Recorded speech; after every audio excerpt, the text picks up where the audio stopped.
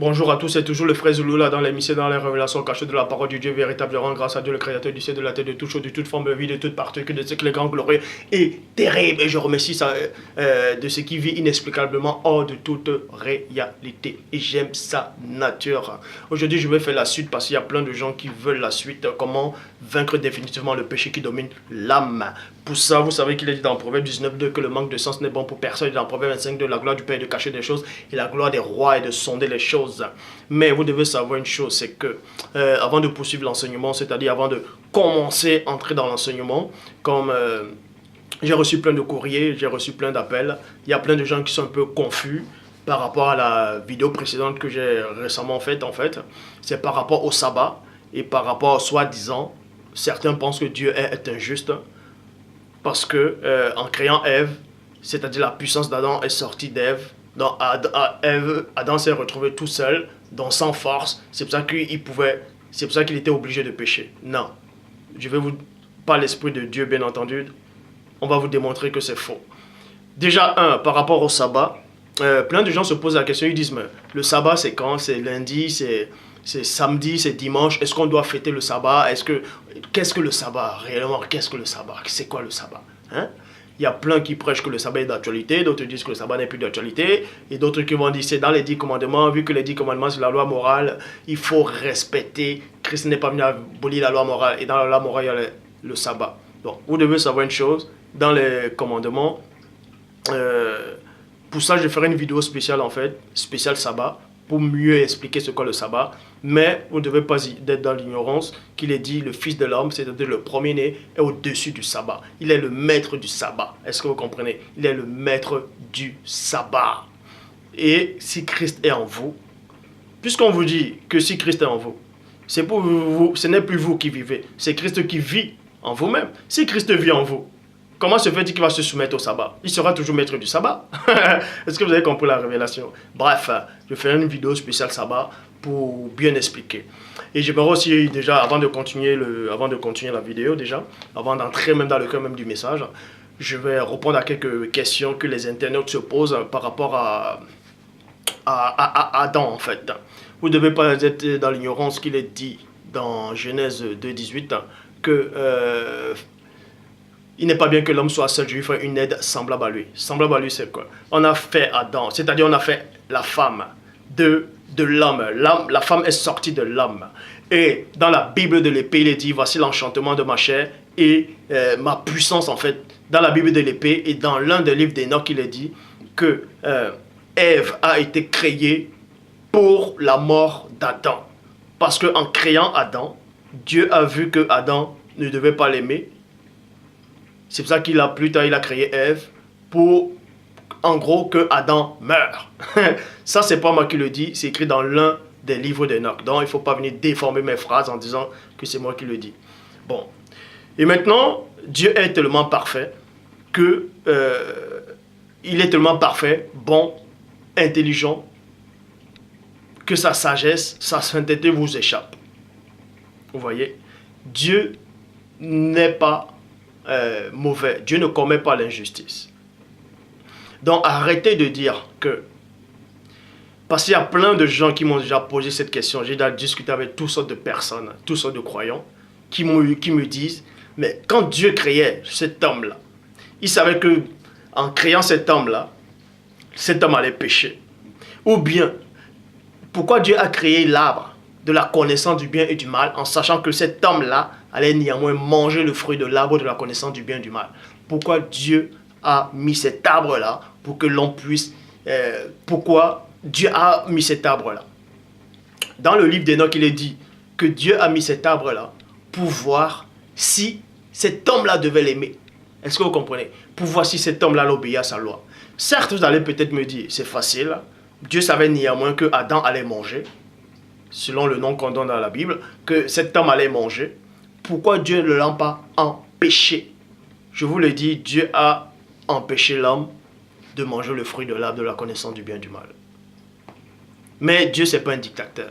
Dieu laisse le choix, le libre arbitre. C'est pour ça qu'il est Dieu. Est-ce que vous comprenez? C'est pour ça qu'il est le Tout-Puissant. Nul n'est semblable à lui, nul n'est son égal, et nul ne peut lui être comparable dans les annales de la création.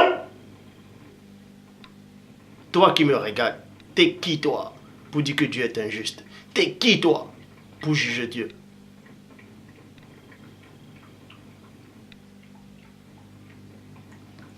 Bon, pour ça, quand je vous pose la question, vous qui dites peut-être que Dieu est injuste, en faisant sortir, c'est-à-dire quand Ève est sortie d'Adam, donc c'est la puissance qui est sortie d'Ève avec la parole de Dieu, vous avez dit que Adam est revenu, certes, il est devenu lui-même tout seul, il est devenu tout seul, et l'homme livré à soi-même ne peut pas plaire à Dieu. Mais Paul parlait bien d'un homme pécheur, d'un homme après la condition humaine. C'est-à-dire après la condition, c'est-à-dire après la nature du péché, c'est-à-dire après la chute d'Adam. Paul parlait de cet homme-là. Dans Adam, même si Ève, la parole du Père, en tant que Ève, ou bien si vous voulez, était sortie d'Adam, Adam pouvait toujours résister à la voix de sa femme. Parce qu'en ce moment-là, Adam était toujours parfait. Est-ce que vous comprenez? Donc, quand vous écoutez mes phrases, analysez d'abord avant d'envoyer des messages. Analysez d'abord. Mes paroles sont esprit et vie. Est-ce que vous comprenez? Donc, Adam, quoi qu'il y ait une puissance qui est sortie de lui et qui s'est retrouvée en lui-même, il pouvait toujours résister s'il voulait. S'il voulait, il pouvait résister. Puisque le péché n'était pas en lui. La nature du péché n'était pas en lui. C'est pour ça que Satan n'est pas allé tenter Adam directement.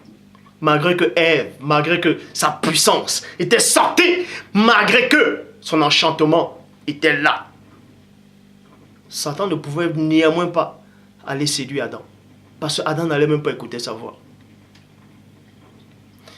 Et c'est la même chose quand Christ, le premier-né, a fait comprendre à tous ceux qui étaient auprès de lui: qui m'a touché? J'ai senti une force, une puissance qui est sortie de moi. Mais quand la puissance est sortie de Christ, est-ce que Christ pouvait pécher? C'est pas parce que la puissance était sortie de Christ que Christ est revenu en lui-même qu'il pouvait pécher. Non.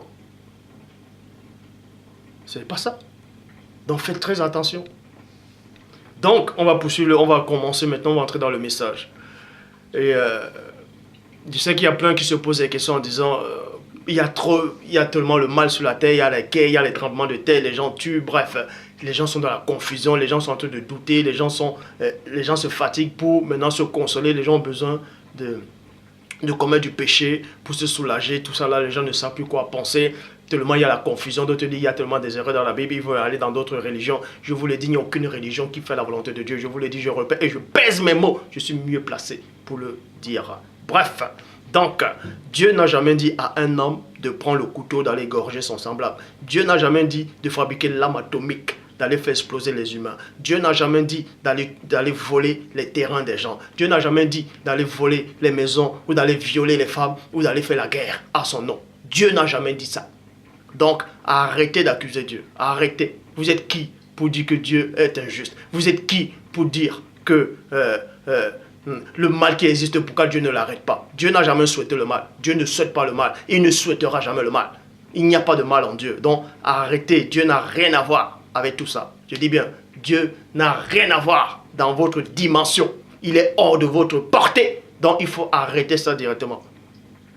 Et Satan n'est pas l'égal de Dieu. Satan n'est pas l'adversaire de Dieu. Satan est votre adversaire à vous. Parce que Dieu n'a pas d'adversaire. Est-ce que vous comprenez? Dieu n'a pas d'adversaire. Arrêtez, Dieu n'a pas d'adversaire. Il y a des gens qui sont devenus fous. Ils disent que ils prennent une pièce. Ils disent que c'est une seule pièce avec deux faces différentes. C'est toujours Dieu des deux côtés. Donc le bien et le mal, c'est une seule même. Arrêtez ça. Cette notion-là, Dieu est hors de cette notion. Il est hors de tout ça. Dieu est pur. Il est juste. Il est parfait. Il n'y a rien de sale en lui. Bon, pour ça, je vais dans Romains, chapitre 7, au verset 18. Dans la Bible seconde 21.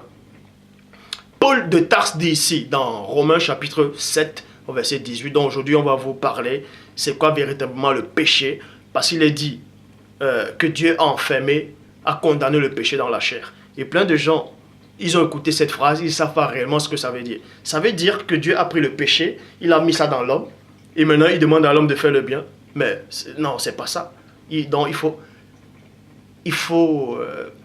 quand vous écoutez un message, demandez au Père, Père, j'ai pas compris ce message. J'ai pas compris ce qu'il a voulu dire. Explique-moi. Il va vous donner l'esprit pour vous éclairer. Donc, on va aller en profondeur. Romains, chapitre 7, au verset 18, dans la Bible seconde 21, dit, en effet, je sais que ce qui est bien n'habite pas en moi. Je sais que ce qui est bien n'habite pas en moi, virgule. Paul de Tarse vous dit ici, qui sait que ce qui est bien n'habite pas en lui, virgule. Je m'arrête dans la virgule et j'entre dans les profondeurs. Pour ça, je vais dans Jean, chapitre 1, verset 45 à 47, qui dit, Philippe rencontra Nathanaël et lui dit, deux points, nous avons trouvé celui de qui Moïse a écrit dans la loi, et dont les prophètes ont parlé, le premier-né de Nazareth, fils de Joseph. Nathanaël lui dit, deux points, peux-tu venir de Nazareth quelque chose de bon? Point d'interrogation. Donc, Philippe a eu une conversation. Ils ont changé des mots, des langages avec Nathanaël. Il a fait comprendre à Nathanaël qu'il y a un homme là qui est remarquable. Il y a un homme là qui vient de Nazareth là. Il est différent des autres. C'est celui dont Moïse a prophétisé qui devait venir. Le saint. Et Nathanaël lui dit, mais toi aussi, hein? Mais arrête. Tu es en train de délirer. Mais arrête. Est-ce qu'il y a quelque chose de bon? Quelque chose de bon peut-il sortir de Nazareth? Est-ce qu'il y a quelqu'un de bien peut sortir de Nazareth? Parce que toi-même arrête. Hein? On se connaît. Tu connais la ville de Nazareth. Tu sais comment c'est le désordre. De même qu'actuellement, il y a le désordre sur la terre. Et plein de gens pensent que tout le monde pêche. Je dis bien, il y a des gens qui ne pêchent pas. Vous pouvez donner les versets qui disent, si on dit qu'il n'y a point de péché, nous on fait de Dieu un menteur. C'est pas ça. Vous avez mal compris. Vous avez mal compris ce passage-là. On va aller plus en profondeur. Mais Nathanaël dit à Philippe, mais est-ce qu'il y a quelque chose de bon qui peut sortir à Nazareth? C'est pour ça que Paul de Tarse dit ici dans Romains chapitre 7 au verset 18, en effet, ce qui est bien n'habite pas en moi. Donc, Nathanaël dit, mais ce qui est bien ne peut pas sortir de Nazareth. Vous voyez? Bon, pour ça je poursuis. Philippe lui répondit, vous devez comprendre une chose. Pourquoi il y a autant de péchés? Pourquoi il y a autant de péchés? Pourquoi les gens se laissent dominer par le péché? Parce que c'est dans votre entourage. L'entourage joue beaucoup.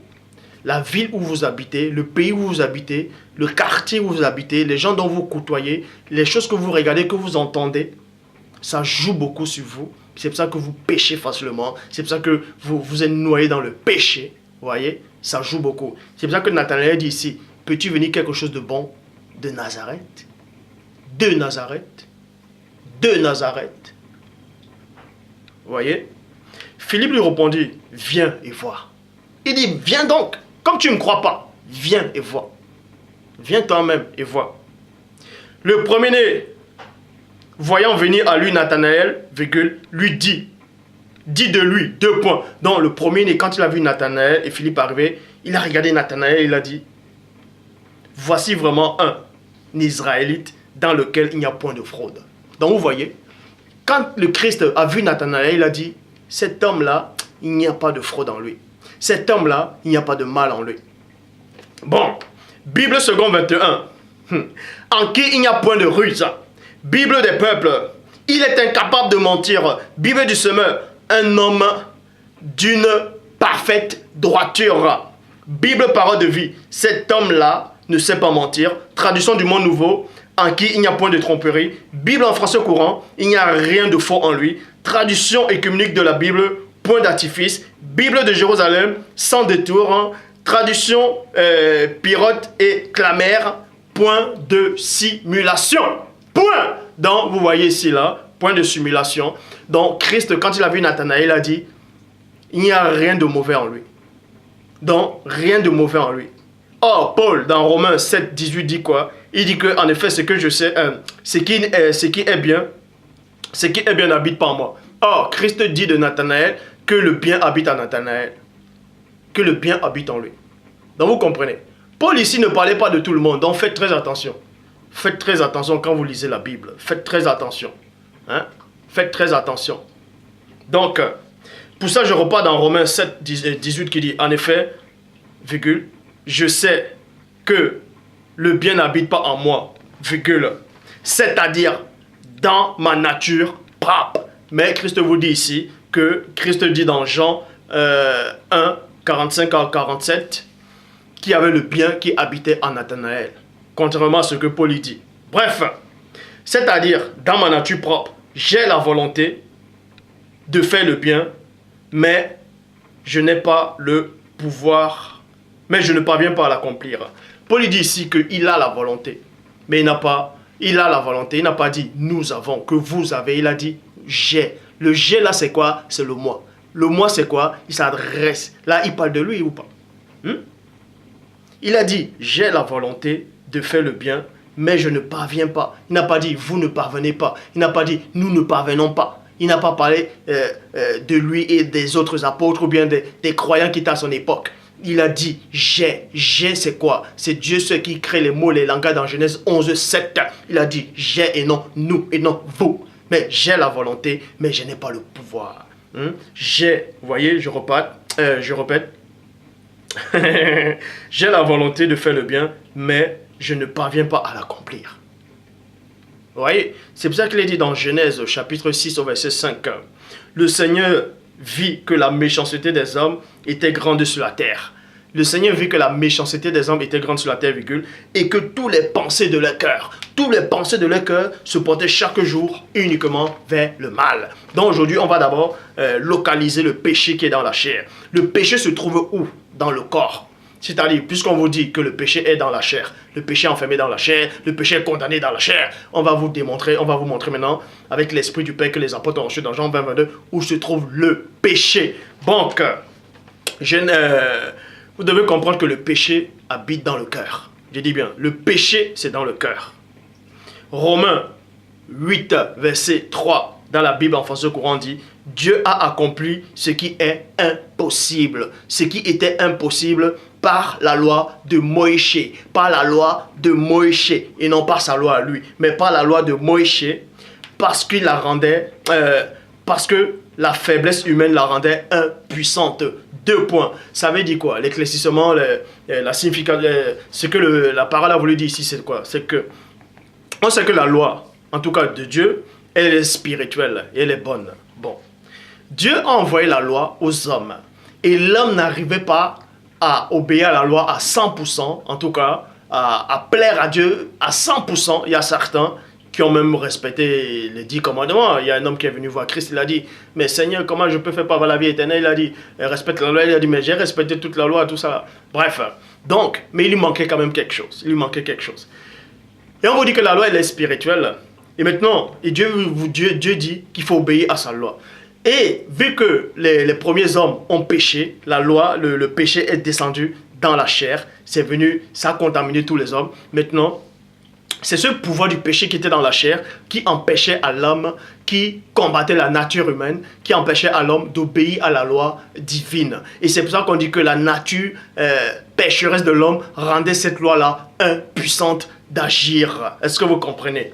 Donc, maintenant il est dit ici là, pour enlever le péché, pour enlever le péché où? Pour enlever le péché de ton cœur, pour enlever ces mauvaises pensées, pour enlever cette puissance sexuelle, pour enlever ces désirs. Il a condamné dans la nature. Il a condamné dans la nature humaine. Et dans d'autres versions, dit Dieu, c'est-à-dire il a condamné le péché dans la chair. Et maintenant, plein de gens vont se poser la question en disant, mais si Dieu a pris le péché, a condamné le péché dans la chair, et pourquoi maintenant Dieu revient et dit, obéissez à ma loi, en sachant que l'homme a déjà le péché en lui, et que le péché empêche à cet homme-là, d'obéir à la loi de Dieu. Mais ça veut dire que Dieu nous prend comme des marionnettes, ou bien Dieu vous prend comme des marionnettes? Non. Dieu n'est pas injuste. Vous voyez, Dieu n'est pas en train de jouer. Dieu ne joue pas. Arrêtez, enlevez ça de votre tête complètement. Bon, on va vous expliquer. C'est très facile. Quand il est dit ici, c'est pour ça qu'il faut regarder beaucoup de traductions des Bibles. Il y a des mauvaises traductions. Quand il dit mauvaises traductions, il y a des gens qui ont mal traduit certains passages. Et si vous n'êtes pas assisté par l'Esprit, vous allez mal comprendre. Bon, quand Paul de Tarse dit ici, là, pour enlever le péché, il a condamné dans la nature humaine. Dans d'autres versions, on dit dans la chair. Et dans la chair, c'est où? C'est dans le cœur. Condamné ici, ça veut dire quoi? Ça veut dire que le péché qui était dans l'homme, le péché originel, déjà, le péché c'est quoi? Le premier péché, en tout cas humain, sur la terre, c'est ce qui est sorti de la bouche du tentateur, de l'ancien jardin chérubin ou le premier déchu. Vous voyez, quand il a parlé à la personne d'Ève, quand il a parlé à la femme dans le jardin d'Éden, selon la Torah, quand Ève a écouté les paroles, les propos du diable, ces paroles c'était des mensonges. C'est pour ça qu'il a dit dans Job 4.12, une parole est arrivée furtivement jusqu'à moi. Furtivement c'est quoi? C'est en secret. Et mes oreilles en ont recueilli des sons légers. Donc, ses oreilles ont recueilli les propos du diable. C'est recueilli, c'est d'accepter, c'est d'héberger, c'est de faire entrer. Elle a fait entrer la parole, une mauvaise doctrine. Elle a fait entrer la semence de Satan. Parce que Satan a dit à Ève que le jour où vous en mangerez, vous n'allez pas mourir. Dieu sait qu'il a dit, vous ne mourrez pas. Donc, le fait de dire vous ne mourrez pas, c'était déjà un mensonge. Et Ève a accepté ça. Donc, en acceptant ça, c'est une semence qui est entrée dans son cœur. Elle a accepté et ça l'a réjoui dans le cœur. Ça l'a réjoui dans le cœur. Là, cette semence-là, maintenant, là, du diable, c'était des œufs. C'était comme de l'œuf. Et l'œuf a éclore. Vous voyez? Le premier péché, c'est la désobéissance, le mensonge. Satan, on le représente comme le père du mensonge. Vous voyez? Et maintenant, le père du mensonge, pour avoir des enfants, il faut qu'il enfante. Vous voyez? Et quand il enfante, il lui faut sa semence. Il donne sa semence c'est sa parole, la parole mensongère, et ça va dans Ève en tant que semence, et Ève accepte ça, donc elle fusionne avec ça, et la semence éclore. L'œuf éclore. Et c'est ce qu'on appelle un cheval de Troie. C'est pour ça, quand Ève a accepté le mensonge de Satan, ce mensonge-là a éclore, c'est-à-dire cet œuf-là a éclore, cet embryon-là a mué, a grandi. Et ça a aussi pondu beaucoup d'œufs. Ça a pondu des œufs qui ont aussi éclore. Et ces œufs qui ont éclore, c'est quoi? Dans le mensonge, plus tard, il y a eu le meurtre, il y a eu l'adultère, la fornication, de tout ce qu'on voit, les guerres, les gens se massacrent, les gens ne s'aiment pas, ainsi de suite, la violence partout. En fait, c'est à cause du mensonge, c'est les enfants du mensonge en fait. Les enfants du mensonge, c'est l'adultère, la violence, les meurtres, la pornographie, l'homosexualité, les cigarettes, tout ce qui vous domine, qui vous empêche de plaire à Dieu. C'est ça les enfants, ce sont les œuvres du diable, c'est les enfants du mensonge. Est-ce que vous comprenez? Donc, maintenant je vais répondre à une question. Quand Dieu a créé l'homme, vous voyez, quand le Père Tout-Puissant dans sa divine puissance a fait l'homme, dans la vidéo précédente, j'ai fait comprendre que, et c'est écrit dans la Bible de l'épée, que Ève était l'enchantement de la chair d'Adam et aussi sa puissance. Certes, vous allez me dire, si la puissance est sortie d'Adam, Adam s'est retrouvé seul, soi-même. Ça dit qu'il ne pouvait plus plaire à Dieu. Il pouvait toujours plaire à Dieu. Parce que, vous devez comprendre un mystère. Quand la personne du premier-né, plutôt quand cette femme est venue toucher le bout de son vêtement, qui représentait aussi sa peau, est venue toucher le bout de son vêtement, une puissance est sortie de Christ, et Christ a dit, qui m'a touché? J'ai senti une force, j'ai senti une puissance incroyable qui est sortie de moi. Dans deux versions, il s'est retrouvé en lui-même. Alors, comme Adam, il s'est retrouvé en lui-même, il a senti qu'une force est sortie de lui. Et Christ a dit, qui m'a touché? Est-ce qu'en ce moment, quand la force est sortie de Christ, est-ce que Christ, quelqu'un pouvait le faire pécher là? Hein? Est-ce que quelqu'un pouvait faire pécher Christ là? Non. Non. De même que Adam, quoique la puissance est sortie d'Adam, Adam, en ce moment-là, il était toujours parfait. Paul s'adressait, quand Paul y dit, un homme livré à soi-même ne peut pas plaire à Dieu, on parle d'un homme pécheur, on parle d'un homme qui a connu la condition après la chute et non avant la chute. Comment quelque chose de parfait va pécher sans que...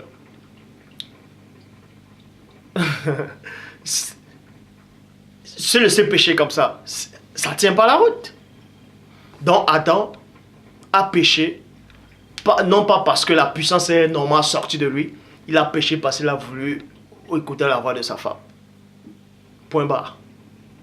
Donc Dieu n'a rien à voir là-dedans. Or, je sais que dans la Bible, dans le livre d'Enoch, il y a l'un des livres d'Enoch qui dit que Dieu a créé Ève pour la mort d'Adam. C'est-à-dire, c'est pas moi qui le dis, c'est dans l'un des livres d'Enoch que quand Dieu a créé Adam, Dieu a vu le cœur d'Adam, il a vu que dans le cœur d'Adam, Adam n'en allait pas l'aimer. C'est pour ça qu'il a créé une femme, pour que Adam puisse mourir.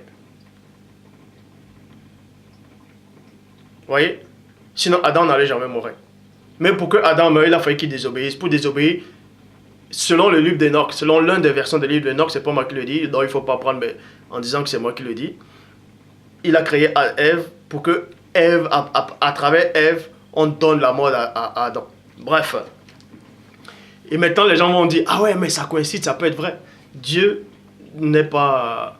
Il ne faut pas rigoler avec Dieu. Dieu, ce n'est pas votre égal. Dieu, il ne faut pas. Donc, vous ne devez pas ignorer qu'il est dit dans... déjà, c'est quoi le péché? Comme je l'ai dit, c'est quoi le péché? Le péché est enfermé dans le cœur. Le péché se trouve dans le cœur. Matthieu chapitre 15, verset 19 dit, « Car c'est du cœur que proviennent les mauvaises pensées, les meurtres, les adultères, les impudicités, les vols plutôt, tout ça, les faux témoignages, les calomnies. Donc, pour plaire à Dieu, comment il faut faire? Je sais qu'il y a plein de gens qui aiment Dieu, qui veulent sortir de cet état du péché. Il y a d'autres qui veulent faire le bien, mais ils n'arrivent pas. Mais dans dans Genèse chapitre 4, verset 7, dans la Bible, parole de vie dit, si tu agis bien, virgule, tu peux te remettre debout. Si tu agis mal, si tu n'agis pas bien, le péché est comme un animal couché à la porte. Donc, il est couché au cœur. Il attend en cachette, prêt à t'attraper. Mais toi, sois plus fort que lui. 1 Pierre 5, 8 ans. Soyez sobres, veillez. Votre adversaire, le diable, rôde comme un voleur, rôde comme un lion, chassant qui y dévorera. Déjà, Dieu n'a pas d'égal, Dieu n'a pas d'adversaire. Satan n'est pas l'adversaire de Dieu. Satan, ce n'est pas son adversaire. Satan est votre adversaire à vous. Il n'est pas l'adversaire de Dieu. Dieu n'a pas d'adversaire. Donc, Dieu est hors de tout ça, de vos portées, de cette dimension pourrie. Donc, arrêtez de dire que si le mal existe, pourquoi Dieu laisse faire? Dieu n'a jamais dit, prenez le couteau, allez égorger les gens. Dieu n'a jamais dit, allez faire la guerre pour lui. Dieu n'a jamais dit, allez prendre les pays des gens, allez massacrer, allez violer les femmes, allez torturer les gens. Dieu n'a jamais dit ça. Donc, arrêtez de dire que Dieu est mauvais. Arrêtez de dire que Dieu souhaite le mal. Arrêtez de dire que Dieu savait que si Adam... pourquoi Dieu a mis l'arbre là dans le jardin d'Éden, en sachant que Adam allait manger cet arbre-là. Pourquoi Dieu n'a pas empêché que Adam mange l'arbre le fruit de l'arbre de la connaissance du bien et du mal? Je vous le dis, Dieu a véritablement empêché. Dieu a empêché. Mais Dieu laisse le choix, le libre arbitre. Est-ce que vous comprenez? Donc, on va entrer plus en profondeur. Romains. Et la parole ici, là, dans le verset 9 de 1 Pierre 5, résistez-lui avec une foi ferme. Donc, le mystère, c'est quoi? Le secret, c'est quoi? Pour vaincre définitivement le péché, pour écraser le péché, il n'y a qu'un seul secret. Et on va vous donner l'origine de ce secret. Résistez-le avec une foi ferme. Avec une foi ferme. Donc, il faut résister au péché. Résister, c'est quoi? C'est que le péché n'aura pas d'emprise sur vous. Il faut résister au péché. Et maintenant, comment on fait pour résister au péché? Il faut avoir la foi. Et la foi, c'est quoi? La foi, elle arrive. Quand on ouvre la foi comme ça, bah, on trouve quoi dedans? C'est ça la solution. C'est ça. C'est le secret en fait qui se cache derrière la foi. Et le secret là, c'est la vérité. C'est pour ça qu'il est dit dans Romains chapitre 10 au verset 17. Ainsi, la foi vient de ce qu'on entend. Vous voyez? Ainsi, la foi vient de ce qu'on entend. Et ce qu'on entend vient de la parole de Christ. La foi vient. On a bien dit, la foi vient. Quand on dit vient, ça veut dire forcément c'était quelque part. On a dit la foi vient et non la foi naît. Mais la foi vient de ce qu'on entend. Et ce qu'on entend vient de la parole de Christ. Et on sait que Christ, les paroles de Christ, il a dit quoi? Mes paroles sont esprit et vie. Les paroles que j'annonce ne viennent pas de moi, mais de celui qui m'a envoyé. Et ces paroles-là, c'est la vie, c'est la vérité. C'est pour ça qu'il a dit dans Jean 8,32, vous connaîtrez la vérité vous rendra libre. La vérité vous rendra libre. Donc, le mystère, c'est quoi? C'est que arrêtez une bonne fois pour toutes de dire que Dieu est injuste. Dieu n'est pas injuste. Arrêtez d'insulter l'intelligence de Dieu. Hein? Dieu n'est pas votre égal. Dieu est hors de votre dimension, de votre portée. Il est hors de tout ça. Dieu est hors de tout ça. Dieu ne souhaite pas le mal. Il n'a jamais souhaité le mal. Il ne souhaitera jamais le mal. L'homme fait le mal parce qu'il cherche son propre pouvoir, sa propre gloire. Dieu n'a jamais dit à un peuple d'aller massacrer d'autres. Je le dis encore, dans tous les livres saints, quand on dit aller massacrer les gens, aller torturer, ça c'est pas Dieu ça. C'est le diable. Le diable ne vient que pour détruire, pour torturer, pour violer. Dieu n'est pas ainsi. Dieu n'envoie jamais personne pour faire la guerre à son nom. Dieu n'envoie pas des gens pour tuer. Ça c'est pas Dieu. Donc, il faut arrêter une bonne fois pour toutes d'accuser Dieu. Vous êtes qui pour pointer le doigt à Dieu? Dieu n'est pas votre égal. Il faut arrêter ça. Vous ne le connaissez pas. Donc je vais dans Genèse chapitre 4 au verset 7. Dans la Bible Shoraki. En parlant de... C'est-à-dire le péché se couche à la porte. Mais dans la Bible Shoraki on dit se couche à l'ouverture. Et non à la fermeture. L'ouverture c'est quoi? C'est quelque chose qui est ouvert. La faute est tapis. La faute est tapis. Donc, pour avoir le pouvoir définitif sur le péché, il faut être totalement libéré du mensonge, de toute chose. Parce que le mensonge, c'est ce que Satan a envoyé à Ève. Et Ève a accepté ça comme une semence et elle a pondu des œufs. Maintenant, il faut que la vérité vienne pour combattre ce mensonge-là et pour déraciner ce mensonge-là, pour expulser ce mensonge. Et là, vous serez libre et vous aurez le pouvoir sur le péché. Il n'y a pas de solution. Vous aurez beau pleurer tous les jours en genoux. D'autres vous aurez beau crier en genoux. Oh Dieu, sauve-moi. Oh Dieu, donne-moi le pouvoir sur le péché. Oh papa, je t'aime. Non, le péché va toujours dominer sur vous.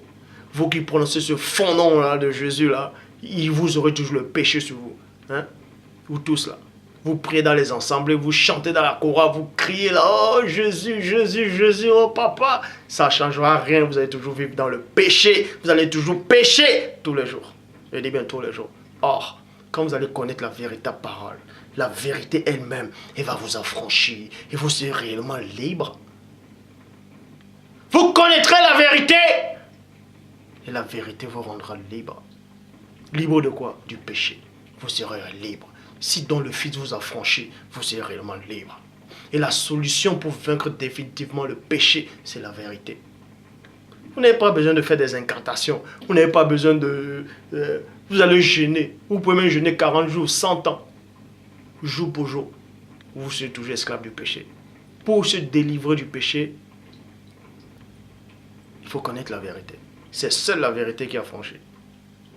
C'est la vérité qui a franchi. Est-ce que vous comprenez?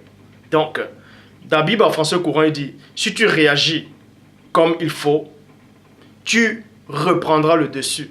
Sinon, le péché est comme un monstre. Tapis à la porte. Il désire te dominer, mais c'est à toi d'en être le maître. Maintenant, il est dit que Dieu a enfermé le péché dans la chair. On va vous expliquer ce que ça veut dire. Ça ne veut pas dire que Dieu a pris le péché, il l'a mis dans la chair, il l'a enfermé dedans. Le péché, c'est quoi? Quand on dit Dieu a condamné le péché dans la chair, ça veut tout simplement dire que le péché qui est dans la chair vous empêche de plaire à Dieu. Et maintenant, pour que vous puissiez avoir une conversation avec le Père, pour que vous puissiez avoir une relation propre avec Dieu, il faut que Dieu condamne le péché. Condamner le péché, c'est quoi? C'est qu'il donne une sentence contre le péché qui est dans votre nature. Qui donne la sentence contre le péché qui est dans votre chair, qui est dans votre cœur. Il faut que Dieu le juge. En fait, ça veut dire que Dieu a jugé le péché qui est en vous. C'est ce qu'on appelle condamner le péché qui est en vous. Dieu a jugé ce péché-là. En jugeant ce péché-là, il vous dit ici, là, dans Genèse chapitre 4 au verset 7, si tu réagis comme il faut, tu reprendras le dessus. Sinon, le péché est comme un monstre qui tapit à la porte. Il désire te dominer, mais c'est à toi de le dominer. Parce que pour que Dieu te donne le pouvoir de dominer sur le péché, il faut qu'il condamne, il faut qu'il réduise d'abord le péché en néant, pour qu'il te donne le pouvoir de marcher sur le péché. Et maintenant, en te donnant ce pouvoir, parce que ici, là, quand Dieu parlait, tout ce qui sort de la bouche de Dieu est vérité. Parce que Dieu est la vérité à l'état pur. Il est même hors de la vérité. Il est hors de toute notion que vous pouvez lui donner. Donc, ça veut dire, quand Dieu parlait à Caïn, il a dit, si tu agis bien, tu relèveras le visage. Le fait que Dieu lui dit ça, c'était déjà une vérité. Et Caïn écoutait ça. Est-ce que Caïn acceptait ça dans le cœur? Caïn a écouté, mais il ne faisait pas entrer ça dans son cœur. Dieu dit néanmoins, mais si tu agis bien, tu relèveras le visage. Et le péché se couche à la porte. Et tous ces désirs se portent vers toi. Ça veut dire, ces désirs, c'est quoi? Ce sont tous les œufs là, qui viennent après le mensonge, avec la haine. Donc tous ces désirs se porteront vers toi, se portent vers toi. Mais toi, domine sur lui. Dieu lui donne le pouvoir. Dieu lui donne le pouvoir de dominer sur les éléments, sur les circonstances. Il lui donne le pouvoir de dominer dans le monde occulte. Il dit, c'est à toi de dominer sur lui. C'est une vérité qui est sortie de la bouche de Dieu. Dieu dit, c'est à toi. Et Caïn a entendu, mais il n'a pas accepté ça dans le cœur. Parce que si Caïn avait accepté ça dans son cœur, il n'allait pas tuer son frère. Et maintenant,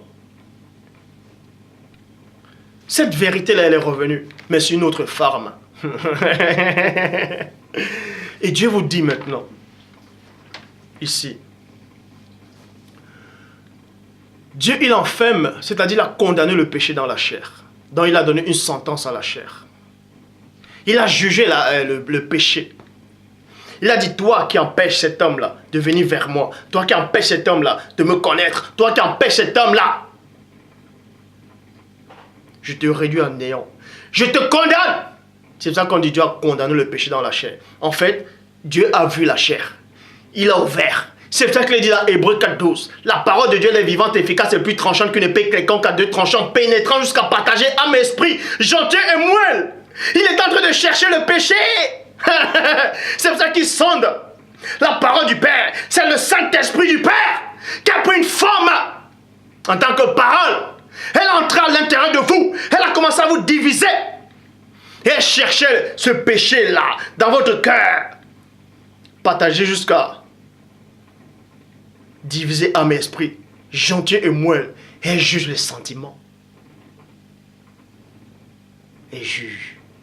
C'est la parole du Père dans Hébreux 4:12 qui est venu et qui a jugé, qui a condamné le péché là, qui vous empêchait de venir vers le Dieu véritable.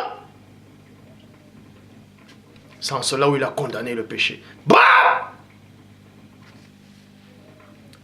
Et parce que Dieu a condamné le péché, vous avez le libre arbitre. Parce que s'il n'avait pas donné la sentence à ce péché qui est en vous, pouf, le monde allait être le chaos total. Je dis bien, le chaos total.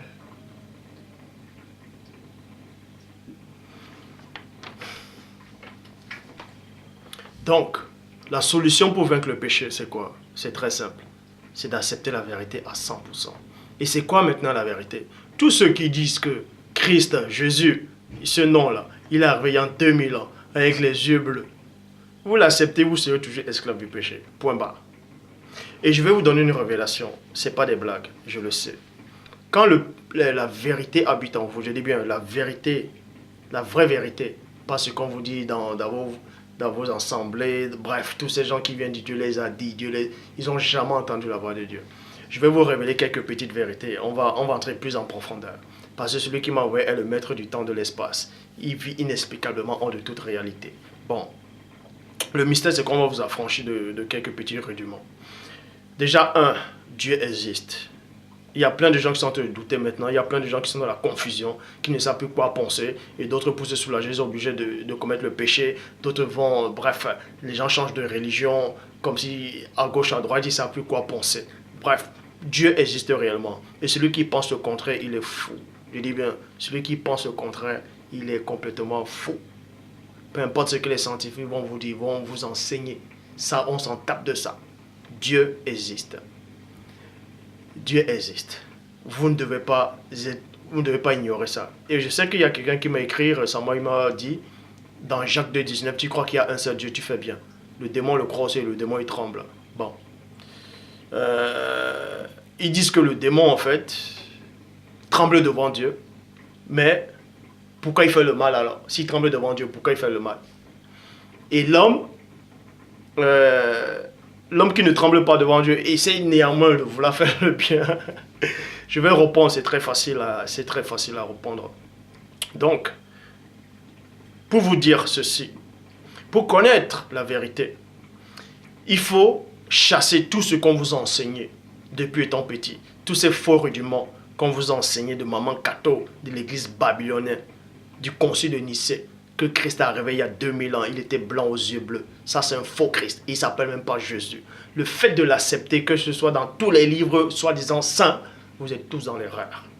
C'est pour ça que vous allez toujours être dans le péché. C'est pour ça que le péché va toujours vous dominer. Je dis bien, le péché vous dominera toujours. Je sais qu'il y a des gens qui ont perdu le sens, qui viennent enseigner en disant non, si on a reçu le Saint, le fait seulement c'est de croire, de confesser de la bouche et on reçoit le Saint-Esprit, on peut toujours pécher, mais Dieu va comprendre. Dieu ne comprend pas ça. Arrêtez ça. Vous êtes en train de délirer complètement. Cela prouve que vous êtes encore esclave du péché. Ceux qui sont nés de Dieu ne pêchent pas, ne pratiquent pas le péché. Est-ce que vous comprenez? Pour ça, on va y arriver. Certains gens disent que Christ ne pouvait pas pécher, c'est parce qu'il venait du ciel. Son corps n'était pas exactement comme le corps humain, c'est pour ça qu'il ne pouvait pas pécher. Vous êtes complètement hors de la plaque. C'est ce que vos faux pasteurs vous ont enseigné, parce qu'eux-mêmes, ils ne savent même pas lire. Ils lisent, ils ne comprennent même pas ce qu'ils lisent déjà. Hein? Ils ont quoi dans les yeux, les mbopis? Bref, quand vous allez connaître la vérité, parce que Christ dit, la parole dit ici, que quand Christ viendra en vous, il va habiter en vous. Et ce n'est plus vous qui allez vivre, c'est Christ qui vivra au travers de vous. Et Christ qui symbolise la vérité. Mais comment se fait dire que la vérité habite en vous et vous êtes encore esclave du péché? Vous êtes encore esclave du mensonge. Vous êtes encore esclave de l'adultère, de la cigarette, des mauvaises pensées. Mais ça veut dire quoi? Si donc le Fils vous a franchi, vous serez réellement libre. Libre, c'est quoi? C'est dans tout. C'est dans tout. C'est dans tout. C'est dans tout. Contrôlez vos pensées. Vous pouvez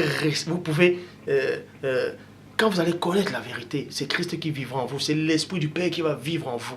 Et quand l'Esprit du Père vivra en vous, vous n'allez plus pratiquer le péché.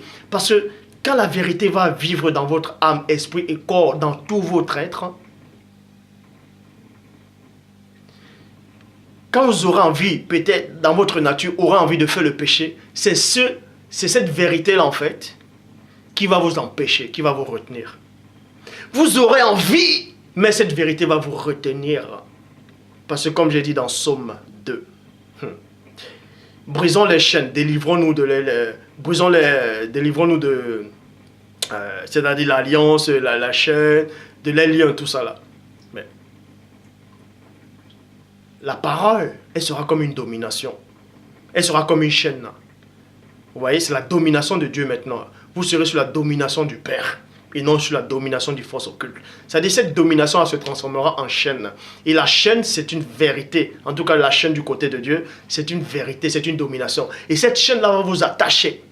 C'est-à-dire va attacher votre mauvaise nature. Et donc, si votre nature aura envie d'y aller, c'est cette chaîne-là qui va vous retenir. Donc, si ça ne vous retient pas, c'est que vous n'êtes pas encore lié par la parole du Père. Est-ce que vous comprenez? Vous pouvez aimer ce message ou pas, c'est la vérité que je dis. Libre à vous d'accepter ou ne pas accepter. Je sais qui je suis, je sais d'où je viens. Et je le dis encore, la fin du monde, c'est pas maintenant. Peu importe les guerres, peu importe l'arme atomique, les guerres bactériologiques, tout ça là, ce n'est pas maintenant. Je le dis. Donc, arrêtez de divaguer. Arrêtez complètement de divaguer. Personne ne connaît Dieu, je le dis. Toutes les religions qui sont dans le monde sont dans l'erreur. Personne ne connaît Dieu. Chaque religion dit, ah, je connais Dieu, je suis dans la vérité, il juge les autres. Non, l'autre ne sait pas Dieu, mais vous ne connaissez pas Dieu. Arrêtez ça, arrêtez ça. Arrêtez ça, arrêtez de venir parler de la part de Dieu. Dieu m'a dit, le Saint-Esprit m'a dit. Mais il vous a dit ça comment? Vous connaissez quel Dieu? Vous grandissez, on vous enseigne déjà tout ce qui est déjà faux dans le monde et vous acceptez ça pour vrai. C'est une sensation que vous ressentez. Je dis bien, c'est une sensation.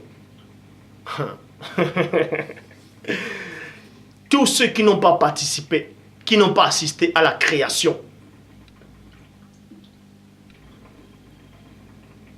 Tous ceux qui n'ont pas assisté à la création, je vous le dis, de l'éternité.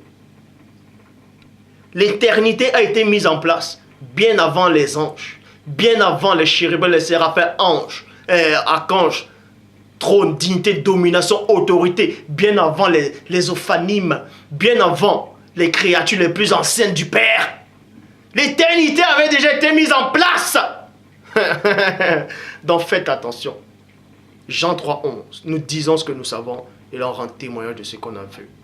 Je le dis encore et je le répète. Vous pouvez accepter ou ne pas accepter. J'ai assisté à la création du monde. J'ai assisté à la création des anges. J'ai assisté à la création de l'éternité. Vous pouvez croire que je suis en train de délirer. Libre à vous. Donc quand je dis que personne ne connaît Dieu dans ce monde, c'est que vous ne connaissez pas Dieu. Vous pouvez créer vos histoires en disant « Ouais, mais je vais faire le bien, je vais aller au paradis. » Qui a déjà vu le paradis? Vous pouvez me décrire réellement c'est quoi le paradis? La notion du paradis, vous pouvez dire c'est quoi? D'autres disent « Ah, on va aller en enfer. » C'est quoi l'enfer? C'est quoi le lac de feu? Est-ce que vous... Mais arrêtez de délirer complètement. Arrêtez de délirer. Déjà, il est dit d'Apocalypse chapitre 20 au verset 10. Et le diable qui les séduisait fut jeté dans le temps de feu où sont la bête et le faux prophète. Ils seront tourmentés jour et nuit au siècle des siècles. Mais on dit que le diable sera tourmenté jour et nuit. Depuis quand il y a le jour, il y a la nuit là-bas. Là, c'est dans un plan spirituel. Depuis quand dans un plan spirituel, il y a le jour et il y a la nuit. Donc, arrêtez de comprendre les Écritures comme Tintin au Congo. Arrêtez ça. Il faut arrêter. Dieu ne prend pas plaisir au mal qui est sur la terre. Si vous allez me dire, mais si Dieu existe, pourquoi il n'arrête pas le mal? Mais avant déjà de pointer Dieu, avant déjà de dire que si Dieu existe, pourquoi il n'arrête pas le mal? Mais toi d'abord, toi là, arrête déjà le mal que toi tu fais. Arrête d'avoir des mauvaises pensées. Arrête de mentir. Arrête de juger les gens. Arrête de tromper les gens. Arrête de murmurer, de critiquer les gens, de calomnier les autres. Arrête déjà ça. Arrête d'être orgueilleux. Avant de dire à Dieu d'arrêter tout le désordre qui est dans le monde. Dieu, je le dis encore, n'a jamais dit à quelqu'un de fabriquer l'arme atomique. Dieu n'a jamais dit, va tuer l'autre. Dieu n'a jamais dit, va taper sur l'autre. Toi là, qui va coucher avec une seule, toi là qui va commettre l'adultère, est-ce que c'est Dieu qui te dit baisse ton pantalon et va? C'est Dieu qui te dit ça. Et quand maintenant son mari va dire, lui va venir te frapper, il va t'éclater. Est-ce que c'est Dieu maintenant qui dit à cet homme-là, viens l'éclater? Il n'y a pas d'effet sans cause. Donc, arrêtez de dire que Dieu est responsable de ça. Vous pouvez même donner le passage qui dit, arrive-t-il le malheur sans que le Seigneur n'en soit l'auteur, tout ça là? Dieu n'est pas l'auteur du mal. Il n'y a rien de mal en Dieu. Donc arrêtez. Le Dieu que vous adorez là, c'est un faux Dieu. Je le dis encore. Le Dieu que vous adorez là, vous l'avez rabaissé à votre niveau. C'est un Dieu humain que vous adorez, un faux Dieu. Dieu est hors de toute votre portée là. J'ai dit bien, Dieu est hors. Parce que si vous connaissez réellement Dieu, vos vies changeront. Vos vies changeraient. Si vous connaissez réellement Dieu, vous allez connaître le véritable amour. Donc,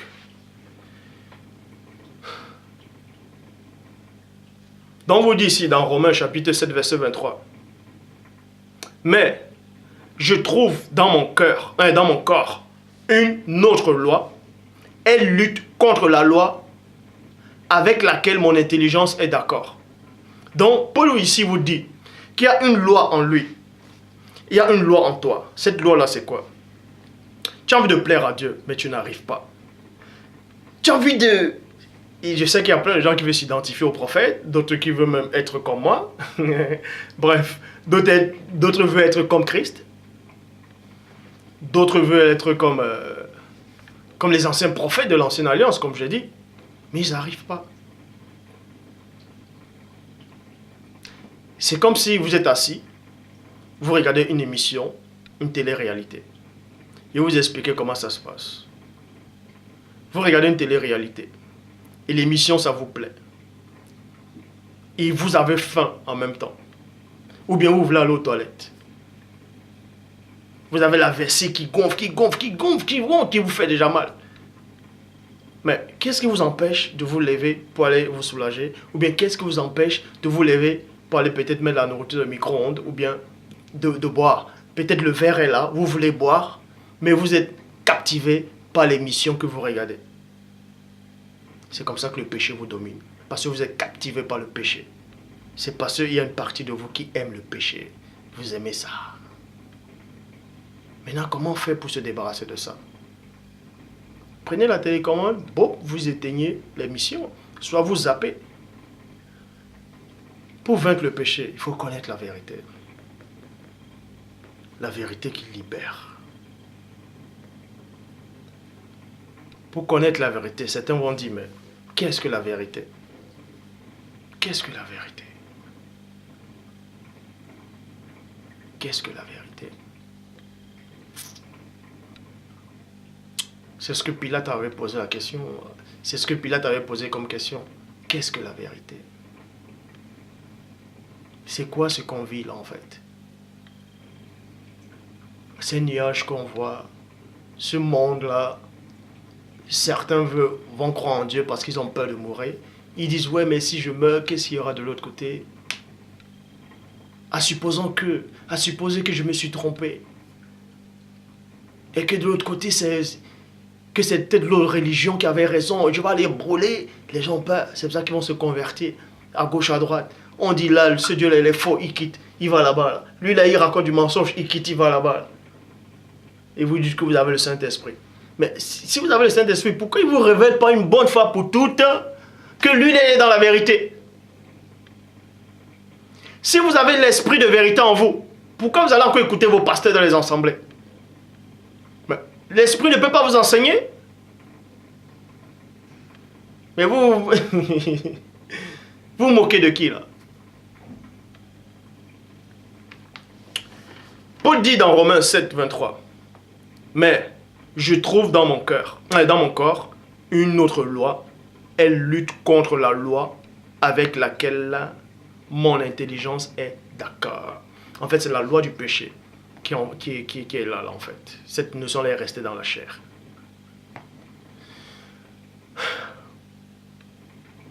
Vous pouvez dominer le péché. Puisqu'il est dit, ceux qui sont nés de Dieu ne pêchent pas. Ils ne pratiquent pas le péché. Ils ne peuvent même pas pécher. Parce que la semence de Dieu habite en eux. Jean-Baptiste n'a pas péché. Donc, vous pouvez sortir les versets qui disent, tous ont péché. Ce n'est pas tous qui ont péché. On s'adresse aux païens. Point barre. Donc, Paul vous dit ici qu'il y a quelque chose en lui qui l'empêche de faire ce qu'il a envie de faire de bien. Vous voyez? C'est pour ça que je vais aller. Pour tous ceux qui disent que Christ, c'est normal, il ne pouvait pas pécher parce qu'il est venu directement du ciel. Je vais vous choquer maintenant. Marc, chapitre 14, verset 33 à 34 dit, il a pris avec lui Pierre, Jacques et Jean. Et il commençait à éprouver de la frayeur et des angoisses. Nous sommes d'accord. Or, vous ne devez pas ignorer qu'il est dit, nous n'avons pas reçu un esprit de servitude pour être encore dans la crainte. Mais ici, on me dit que Christ a ressenti la crainte, les angoisses et les frayeurs. Il lui dit, mon âme et non mon esprit. Retenez bien, mon âme et non mon esprit est triste jusqu'à la mort. Restez ici et veillez. Verset 35 à 36 dit quoi? Puis, ayant fait quelques pas en avant, il se jeta contre terre et pria que si était possible, cette heure s'éloigne de lui. Vous voyez? Donc il disait à Dieu, il priait, il disait, si c'est possible, que cette coupe-là s'éloigne de moi. Parce qu'il y avait déjà une loi là qui luttait contre son entendement en ce moment.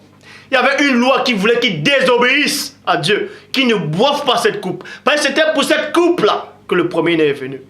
Mais il y avait déjà une loi dans ses membres qui luttait déjà contre son entendement. C'est pour ça qu'il a dit,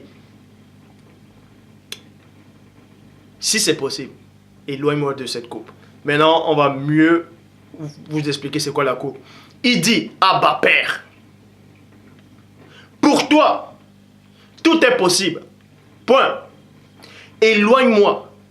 Éloigne de moi cette coupe de souffrance. Éloigne de moi cette coupe de souffrance. Pourtant, virgule, ne fais pas ce que je veux. Virgule. Ne fais pas ce que je veux, mais ce que tu veux. Ça veut dire quoi? On vous apprend que Christ a une autre pensée là, en ce moment-là, précis. Christ dit à Dieu, il demande à la prière que si c'est possible, que Dieu lui éloigne cette coupe-là. En éloignant cette coupe-là, il ne serait plus dans la pensée de Dieu. Il ne serait plus en train d'obéir à Dieu. C'est pour ça que, parce que c'est cette loi-là qui était dans les membres, qui était dans la chair de Christ, qui était en train de combattre Christ, qui disait, oh, tu vas passer par là, ne passe pas par là, demande à ton père de faire en sorte que tu ne passes pas par là. Alors que, quand il venait, le père lui a dit, va et passe par là. Maintenant sur la terre, il dit, non, en fait, je vais changer d'avis. C'est cette loi-là dont Paul y parlait. Et c'est cette loi-là qui vous domine, qui vous empêche de suivre Dieu. C'est cette loi-là qui vous encable encore dans l'iniquité. Mais sauf que Christ a pris le dessus de ça. Et c'est pour ça que Christ n'a jamais péché. Il a pris le dessus sur ça. On va vous expliquer. Pourtant, ne fais pas ce que je veux. Il dit bien, pourtant, dans d'autres versions, on dit non pas ce que je veux, mais ce que tu veux. Ah, la bonne version dit ici, ne fais pas ce que je veux. Parce que si, ce que là, Christ voulait en ce moment-là, c'était quoi? C'était de ne pas boire cette coupe-là. Donc, c'était quoi? Ne pas faire ce que le Père lui a demandé de faire. En fait, c'était la loi qui était dans les membres de Christ, qui combattait le Christ, en fait, pour que Christ ne passe pas par là. C'est pour ça que Christ, il connaissait la loi. En tant que vérité, parce qu'il avait accepté la vérité du Père. Parce qu'il dit, je fais toujours ce qui est agréable à Dieu. C'est pour ça que Dieu l'aime. En faisant ce qui est agréable à Dieu, en acceptant Dieu. Parce que Christ étant petit, vous pouvez lire dans Luc, il grandissait, il croissait, il apprenait. Vous croyez que tac, il est venu du ciel, il savait tout d'un coup. Il faut arrêter ça. Arrêter ça. Il faut arrêter ça directement. C'est ça qui fera en sorte que vous soyez toujours noyé dans la fosse d'entrée. Christ sur terre, il était obligé de grandir, d'apprendre. C'est écrit. Étant sur terre, pourquoi il n'a pas fait... étant petit, pourquoi il ne faisait pas en tout cas dans la Bible, pourquoi il ne faisait pas des miracles? Je sais que dans d'autres livres, il est dit que Christ, étant petit, faisait des miracles. Mais dans les Écritures, dont vous croyez à 100%, c'est après les eaux du baptême qu'il a reçu le Saint-Esprit, qu'il a commencé à faire des miracles. Parce qu'il fallait qu'il grandisse, pas des étapes. C'est pour ça qu'il dit ici, en ce moment précis, il y avait cette loi-là qui combattait déjà le Christ. Parce que Christ avait la même chair que vous. Il avait le même corps que vous. Exactement le même. Je dis bien le même. Plein de gens maintenant vont crier, vont dire, oh, qu'est-ce que ça te racontait? Je vais vous donner ces versets-là. Donc, avant de crier, avant d'ouvrir vos bouches ou bien essayer d'envoyer des commentaires pour contrer, je vais vous donner ces versets-là. Parce que Dieu ne commet pas d'erreur. Christ sur la terre, il avait exactement le même corps, la même nature. Identique. Identique. C'est pour ça qu'il ressentait les émotions, c'est pour ça qu'il pleurait quand Lazare est mort. C'est pour ça qu'il a dit, Père, éloigne-moi de cette coupe. C'est pour ça qu'il a ressenti la peur et les angoisses. La peur et les angoisses, c'est quoi? Et c'est pour ça qu'il dit, en fait, éloigne, s'il te plaît, trouve une autre solution. Alors qu'en venant, il savait qu'il devait passer par ça, il l'avait accepté. Mais au moment venu, il a dit, si c'est possible, je sais que toute chose est possible pour toi. Tu peux trouver une autre solution, certes, pour que je meure, mais pour que j'accomplisse ma mission, mais pas de cette façon-là. Alors que il était déjà d'accord. Donc là maintenant, on voit qu'il y a une loi dans les membres qui tente de combattre son entendement. C'est pour ça qu'il n'a pas écouté cela. Il n'a pas écouté cette loi-là. Il a plutôt dit que ce ne soit pas de ma volonté, mais que ta volonté soit faite. Je veux que c'est toi-même qui prenne la décision. Donc en gros, n'écoute pas ce que je viens de te dire en fait. N'écoute pas là ce que je viens de te dire là. je veux plutôt que cet homme qui choisisse en fait. Parce qu'en ce moment, il s'est appuyé maintenant sur le Père. Parce qu'il combattait. C'est pour ça qu'il est dit, il était tenté en toutes choses, sans commettre de péché. Képha, Pierre, Pétro, il dit au premier-né, où tu iras, j'irai. Même à la mort, j'irai. Alors, le jour où on a dit, ah, c'est toi qui es avec lui, il a dit quoi? Ah non, non, non, non, non, non. Il a commencé à régner. Parce que cette loi-là lui a fait comprendre que tu vas souffrir. En fait, il a régné. C'est pour ça que Christ aussi devait passer par là. Il devait être tenté en toutes choses. Parce que Dieu, c'est un Dieu de justice. Sinon, ça sert à quoi que Christ vienne sur terre avec son corps n'est pas semblable à votre corps, mais c'est normal qu'il n'allait pas pécher. Dans ce cas, pourquoi il aurait pu envoyer aussi un ange venir directement, un ange vous sauver d'un coup? Non, il a fallu qu'il prenne la même condition, les mêmes faiblesses, exactement comme vous, mais sauf que il n'a pas commis de péché, parce qu'il a résisté. Il a résisté! Comme Jean le Baptiste a résisté aussi. Maintenant, vous allez me dire, ouais, mais d'autres vont dire, ils vont chercher des excuses. Ouais, mais Christ aussi a bon, d'autres vont chercher des excuses, ils vont dire, oui, bon, Christ, certes, il était exactement comme nous, mais la différence c'est qu'il était baptisé du Saint-Esprit et donc il avait la semence de Dieu en lui. La semence de Dieu l'a empêché de ne pas pécher. Pourquoi Paul alors, qui est aussi baptisé du Saint-Esprit, dit j'ai la volonté de faire le bien mais je n'arrive pas? Ça veut dire quoi? Le Christ dit jusqu'à présent le Père agit, moi aussi j'agis. Dieu n'aime pas les marionnettes. La chaîne en fait c'est quoi? Quand elle vous lit là, vous voulez, c'est la nature c'est une nature qui veut vous empêcher, qui veut vous pousser à faire le mal, à faire de n'importe quoi. Et c'est la chaîne, la domination de Dieu là, qui vous empêche. Maintenant, à l'intérieur de vous, si dans votre moi conscient, vous luttez avec, c'est-à-dire vous-même dans votre propre volonté, vous luttez contre la chaîne de Dieu, Dieu va défaire la chaîne, hein. Il va vous laisser partir. Hein. Parce que Dieu ne force pas. Est-ce que vous comprenez? Dieu, ce n'est pas un dictateur. Donc, il faut arrêter. Il faut arrêter.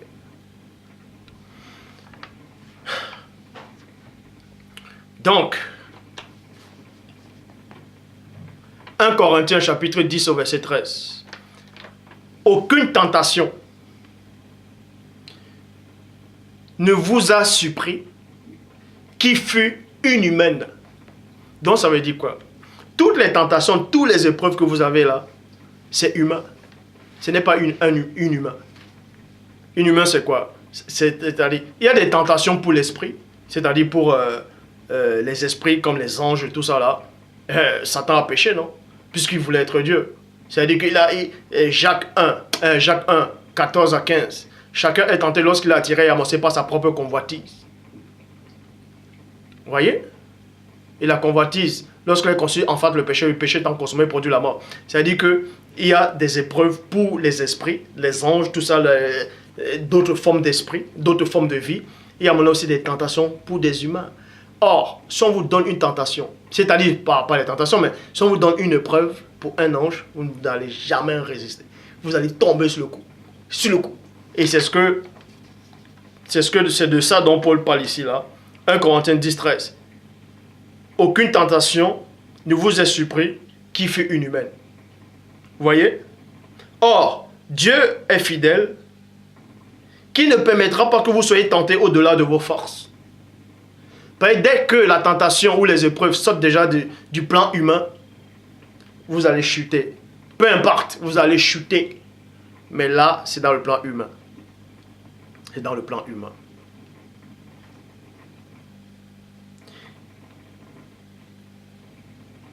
S'il y a tentation, virgule, il fera que vous en sortiez en vous donnant le pouvoir de la surmonter. Donc, tous ces gens-là qui disent « Ouais, c'est trop dur de marcher avec Dieu. Oh non, c'est trop dur, je n'arrive pas. » Mais arrêtez ça. Hein? Vous pouvez résister. Alors, vous pouvez résister. David, quand il a vu la femme du riz, il n'a pas résisté, il a couché. Or, Joseph, selon la Bible, la femme de Potiphar, quand Potiphar est allé faire son business, sa femme était là avec lui, elle a dit couche avec moi. Joseph a dit non. Alors, c'est un état d'esprit. Donc arrêtez de dire que c'est trop dur. Ce n'est pas dur. Ce n'est pas dur. Le fait de dire que c'est trop dur, c'est parce que vous vous appuyez sur votre propre sagesse, vous vous appuyez sur votre propre force. Ce n'est pas dur de résister. Ce n'est pas dur. Confiez-vous en Dieu, c'est tout. C'est pas dur. Vous allez peut-être me dire, ouais, il y a des situations que je ne suis pas en train de passer. Non. Arrêtez. Christ a été tenté en toutes choses, comme vous, mais sans commettre de péché. En fait, pour véritablement avoir le pouvoir sur le péché, il y a deux choses. Mais la toute première, c'est la vérité.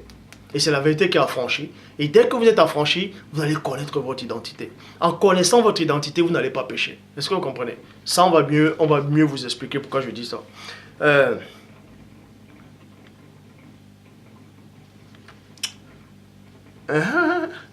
Bon, dans Luc chapitre 22, verset 43, dit, dans la nouvelle Bible seconde, dit ceci. Alors, un ange lui apparut du ciel pour le redonner. Pour le redonner. Donc, Christ, quand il était en Gethsemane, il ressentait la peur, l'angoisse, tout ça là. Il a fait un souhait, c'est-à-dire la loi là, de la chair, là, c'est-à-dire, a failli l'envahir un moment. Donc, la chaîne qui était qui est enfermée dans la chair, c'est-à-dire la chaîne, les désirs de la chair, la peur, tout ça là, l'a envahi un moment. C'est-à-dire, c'était une porte d'entrée. Donc, l'angoisse et la peur, la terreur, il ressentait l'angoisse et la frayeur. Et l'angoisse et la frayeur, ça ne vient pas de Dieu. Parce qu'il est dit que Dieu ne nous donne pas un esprit de crainte. Dieu ne nous a pas donné un esprit de crainte pour être encore dans la servitude. Dieu ne nous a pas donné un esprit de servitude pour être encore dans la crainte de tout ça là. Bon. Et quand l'angoisse, la peur t'envahit, il y a déjà une porte d'entrée. C'est une émotion. Ça t'envahit, c'est une porte d'entrée. Et maintenant, dès que ça envahit le Christ, l'autre, maintenant, désir est venu, c'était pour ne pas passer par où Dieu l'avait dit de passer. Il a dit, Père, éloigne-moi de cette coupe. Et après, il est revenu en lui-même. Il est en train de combattre l'effroyable combat du premier-né. Les esprits avaient les yeux braqués sur la personne du premier-né. Le combat du Fils de l'homme. Il combattait. Il revient en lui-même. Il dit non. Les esprits me regardent. Je dois passer par là. Qu'est-ce que Pierre va dire? Qu'est-ce que Képha? Qu'est-ce que Petre va dire? Qu'est-ce que mes apôtres vont dire? Les pharisiens vont rigoler si j'abandonne. Tout ça vient dans l'esprit. Mais il se focalise sur la promesse du Père. Il se focalise, il dit, Père, que ce soit pas ma volonté. Il dit, Père, c'est dur, mais je vais passer par là. Je t'en prie, donne-moi juste la force. Donne-moi la force de passer par là. Car tu as dit qu'il n'y a aucune épreuve, aucune tentation qui est au-delà de nos forces. Mais avec l'épreuve, tu vas nous donner la force de surmonter cela. Maintenant, je veux que tu me donnes cette force-là. C'est pour ça qu'il est dit dans Luc 22, verset 43. Dans Nouvelle Bible seconde. Alors, un ange lui apparut du ciel pour lui redonner. Et non donner, mais redonner. Quand on dit redonner, ça veut dire quoi? Il avait perdu cette force-là. Et maintenant, l'ange est venu.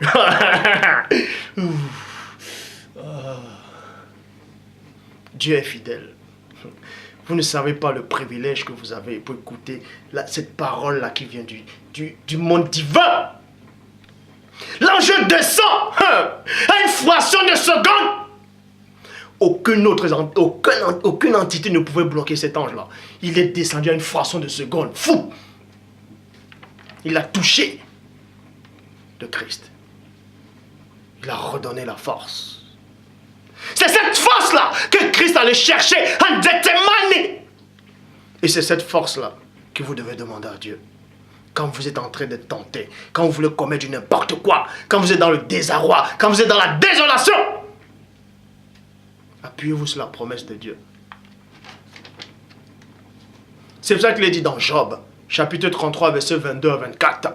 Son âme s'approche de la force, virgule. On vous dit ici que son âme s'approchait de la force en Gethsemane. Et sa vie des messagers de la mort. Les démons, ils sont là. Ils tapissaient dans l'ombre. Mais c'est toi là qui nous chassais. On tremblait devant toi. Mais là, tu vas passer par là. Tu vas aussi ressentir dans ta chair ce que nous avons ressenti dans l'ancien monde. Quand on a envoyé ce mystère du déluge là. Quand on a fait périr nos corps. Quand on était encore des géants. On dominait sur la terre. Sur le monde humain. On a fait périr nos corps. On a ressenti l'angoisse. Mais toi maintenant tu vas passer par là. Sa vie s'approche des messagers de la mort. Mais s'il se trouve pour lui, un ange intercesseur. Point. Un d'entre mille qui annonce à l'homme la voie qu'il doit suivre. Il y a un ange dans le ciel qui regarde le Père. Quand Christ est en train de crier, l'ange est là, il regarde le Père. Il regarde le deuxième né. Le Père n'a pas besoin de parler. Ça s'est passé en un regard. L'ange a disparu. Il apparaît dans votre plan humain, dans votre dimension. Dans le bas astral. Il a touché le Christ. Il l'a fortifié. Un ange intercesseur. Un d'entre mille.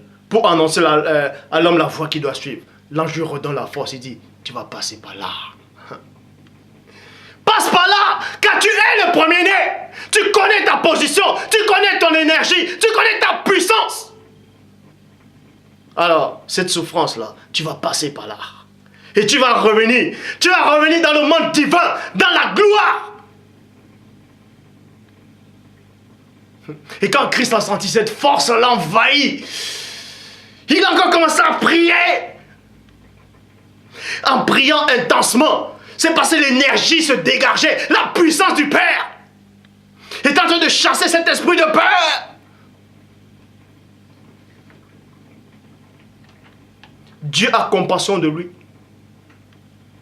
Il dit à l'ange, 2 points, délivre-le, afin qu'il ne descende pas dans la fosse. J'ai trouvé une rançon.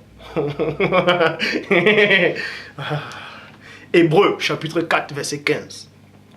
Au contraire, il a été tenté. En tout point, comme nous le sommes, mais sans commettre de péché. Et cette tentation-là, ce n'est pas la tentation du diable dans le désert. C'est d'autres après. Hébreux chapitre 2, verset 18. Car ayant été tenté lui-même dans ce qu'il a souffert. Maintenant, on va aller dans 2 Corinthiens chapitre 5 au verset 21 dans la Bible de Jérusalem. Celui qui n'avait pas connu le péché. Il n'a jamais connu le péché. Dans le ciel divin, pendant cette rébellion-là, c'est-à-dire dans les cieux, tout ça là, il n'a jamais connu ça.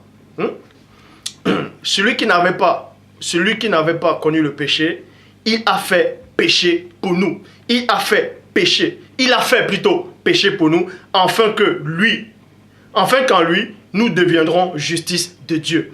Tradition Pirète et Clamère. Celui qui ne connaissait pas le péché, il a fait devenu péché pour nous. Ça veut dire quoi? Je vais vous expliquer cela dans Bible seconde 21. On va aller dans Bible seconde 21, dans Romains 8, 3. Donc, plein de gens lisent ce verset, ils ne comprennent pas ce que ça veut dire. Romains chapitre 8, verset 3. Dans Bible seconde 21 dit, Dieu l'a fait, 2 points.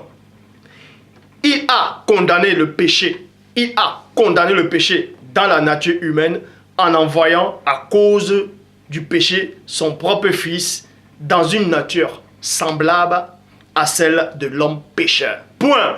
Maintenant, les gens vont dire semblable, ça veut pas dire... Quand on dit semblable, ça veut dire c'est pas vraiment ça. Semblable, c'est pas... ça ressemble, mais c'est pas réellement ça. On va aller dans un autre passage, dans un autre livre.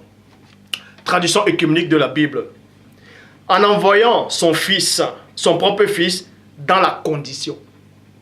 Là, il n'est plus question de semblable, mais dans la condition de la nature...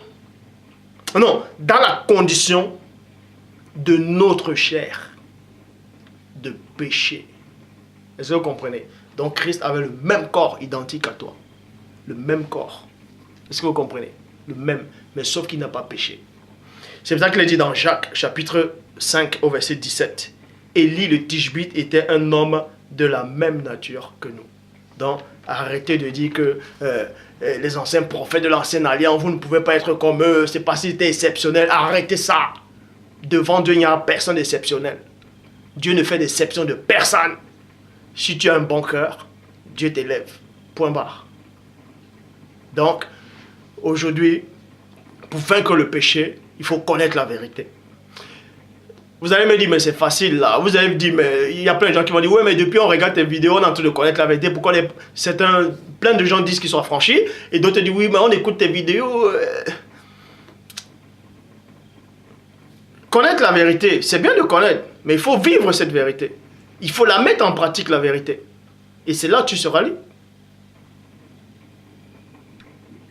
Puisqu'il est dit dans Jean 6, 45, il est écrit dans les prophètes 2 points. Ils seront tous enseignés de Dieu. Ainsi, quiconque a entendu le Père. Ça, c'est entendre la vérité. Et a reçu son enseignement. Reçu, c'est quoi? C'est d'accepter, c'est d'héberger, c'est de faire entrer. Job 4, 12. Une parole est arrivée furtivement jusqu'à moi et mes oreilles en ont recueilli les sons légers. Quiconque a entendu le Père et a reçu son enseignement vient à moi. Donc, il faut connaître la vérité. La vérité ne se trouve pas dans les autres religions. La vérité ne se trouve pas dans les églises, dans tous vos trucs là. La vérité, ce n'est pas ça. La vérité, c'est ce que tu écoutes là actuellement. C'est ce que tu écoutes là actuellement. C'est ça la vérité. Et le Christ aussi le disait la même chose. Il dit, mais toi là, tu dis que tu es venu d'en haut là. Hein? Tu dis que tu es le pain qui est descendu du ciel, mais ton papa est né là, ta maman est là. Mais qu'est-ce que tu racontes? Voilà tes frères, voilà tes frères. Mais tu racontes quoi? Tu dis que tu as le pain qui est descendu du ciel? Vous pouvez ne pas aimer cette vidéo, mais la vérité, elle est là. Parce que tout ce que je dis là, aucun humain n'a dit cela. Aucun humain n'a dit ce que je dis depuis que je fais les vidéos. Ça ne vous saute pas à l'œil? Que ces paroles-là ne viennent pas de moi, mais de l'esprit supérieur.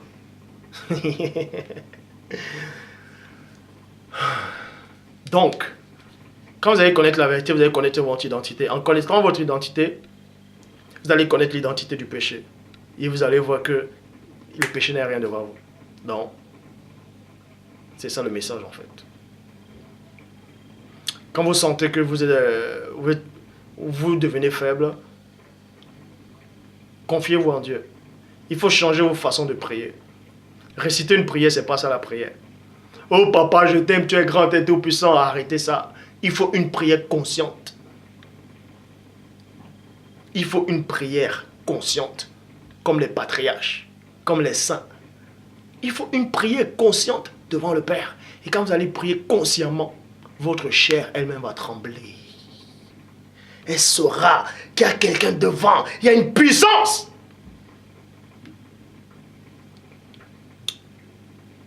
Dans la prochaine vidéo, je ferai... Il faudrait que je parle du sabbat aussi. Il y a aussi des frères qui veulent que je parle le mystère des paupières de la femme. Qu'est-ce qu'il y a derrière les yeux de la femme? Qu'est-ce qui séduit l'homme derrière les paupières de la femme? Quand elle vous regarde, fait les yeux doux. Qu'est-ce qui se cache derrière en fait?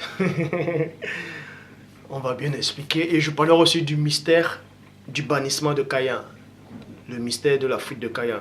Parce qu'il y a plein de gens qui ne comprennent pas les Écritures. Ils lisent, parce qu'il est dit, quand Caïn dit à Dieu, tu me chasses aujourd'hui de cette terre. Je serai errant et vagabond. Pour eux, Parce que Caïn dit à Dieu, tu me chasses aujourd'hui sur cette terre, ça veut dire que Dieu a enlevé Caïn sur la terre, il a mis Caïn dans une autre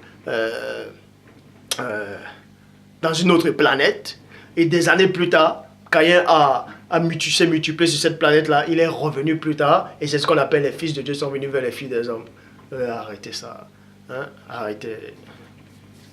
En tout cas, que le Père Tout-Puissant vous garde.